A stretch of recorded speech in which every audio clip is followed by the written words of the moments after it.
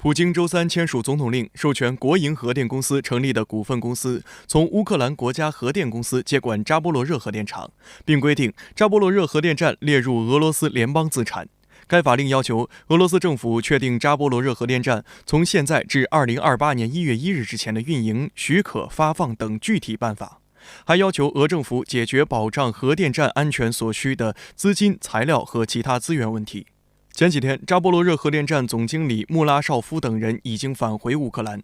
乌克兰外交部周三发布声明称，俄罗斯总统相关法令无效。乌克兰外交部呼吁国际原子能机构成员国限制与俄罗斯在任何项目框架内的合作，并希望需要最大限度地动员国际社会所有成员，以确保扎波罗热核电站回归乌克兰控制。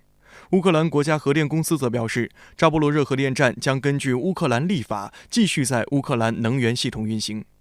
扎波罗热核电站位于乌克兰东南部的扎波罗热州，拥有6座反应堆，是目前欧洲仍在运行的最大核电站，承担了乌克兰全国1/5的电力供应。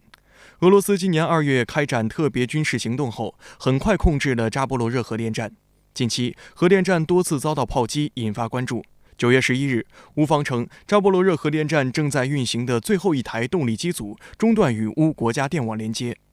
乌克兰高度依赖核能，2020年核电在乌克兰国家电力结构中占比超过1半，核电占比居世界第3。在今年2月俄罗斯发起针对乌克兰的特别军事行动前，扎波罗热核电站不仅为超过400万户乌克兰家庭供电，也向部分欧洲国家输送能源。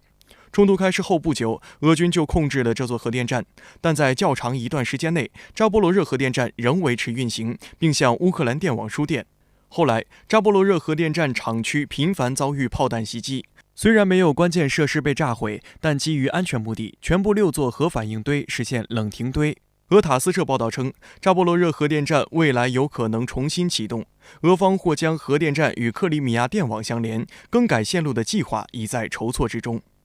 此前，已经受俄罗斯管辖的扎波罗热地方官员表示，如果核电站因乌军炮火滋扰而被迫关闭，乌克兰将从电力出口国变成电力进口国，这对于陷入能源危机的欧盟国家而言也是雪上加霜。在目前的情况下，乌克兰对扎波罗热核电站所在地埃尼尔戈达尔市的进攻尚处于投鼠忌器状态，俄罗斯此时宣布将它国有化，对乌克兰经济有比较大的打击。近来，随着俄乌冲突持续，在使用核武器问题上，俄罗斯与美西方国家关系日趋紧张。西方媒体炒作俄罗斯将发出前所未有的核威胁。近日，英国媒体宣称，由于俄罗斯在战场上节节败退，俄方做好了大幅度升级武器的准备。普京已经向乌克兰前线派出一辆核战争军用列车，并渲染称俄罗斯将在乌克兰边境进行核试验。北约还警告成员国，普京将以此表明他使用核武器的意愿。对此，俄方表示，俄罗斯完全遵守不可发生核战争的声明，并驳斥称不想参与西方传播的核言论。而北约的核共享政策也正在加剧核扩散风险。波兰总统杜达周三表示，波兰正与美国就参与核武器共享计划进行谈判，以应对来自俄罗斯的威胁。所谓核共享政策是冷战时期美国与北约盟国达成的核威慑安排。根据该安排，美国在北约盟国领土上部署核武器，北约成员以提供基地、战斗机等方式参与北约核活动，并在适当的条件下允许其使用，从而使这些非核国家也具备执行核作战的能力。目前仅有的3个拥有核武器的北约成员国是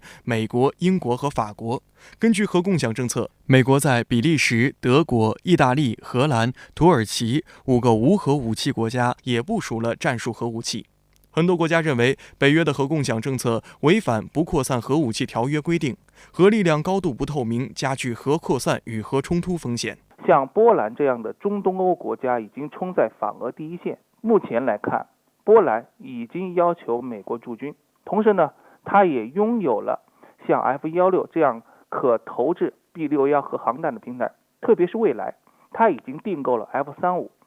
只要美国认为欧洲安全需要将它的核共享进行延伸的话，那么这种可能性是非常大的。